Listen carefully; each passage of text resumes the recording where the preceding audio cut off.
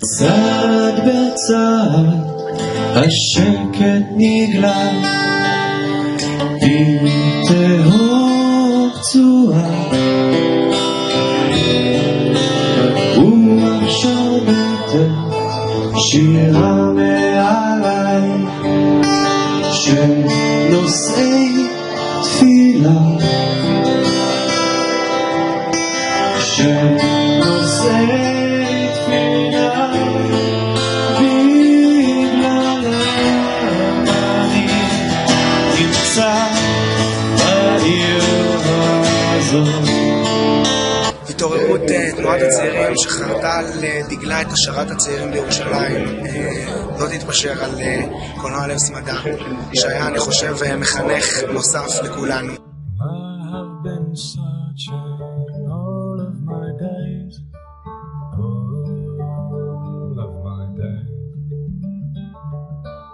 Many a road, you know, I've been walking on all of my days.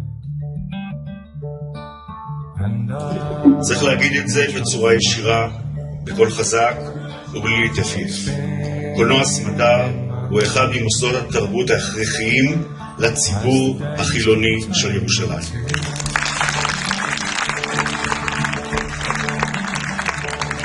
אנו קוראים מכאן לשמר את בית הקולנוע סמדר ששימש וישמש את הסטודנטים, הצעירים וכלל האוכלוסייה, ואינו אבן שואבת לפעילות תרבותית, איכותית ואווירה ייחודית. אנו אומרים פה, לא נוותר על בית הקולנוע לטובת יוזמות נדל"ן, אין מחיר לנכסי תרבות משמעותיים כדוגמת לב סמדר.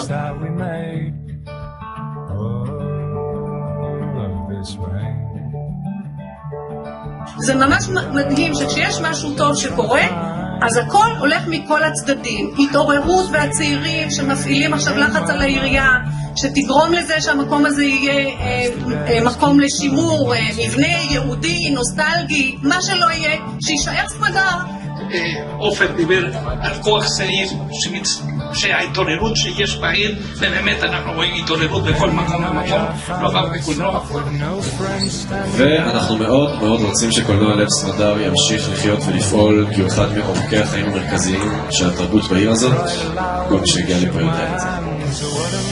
ואנחנו מוכנים כרגיל, עומדים על המשמר, גם בעירייה וגם מחוצה לה, דרך האפיקים האחרים של קבוצות הרכישה, כדי לשמור על סמדר קולנוע, ואנחנו אופטימיים ובטוחים שנשאיר את קולנוע סמדר עומד על תילו ונוכל ליהנות ממנו גם בשנים הבאות.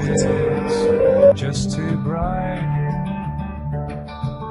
as the days keep turning into night.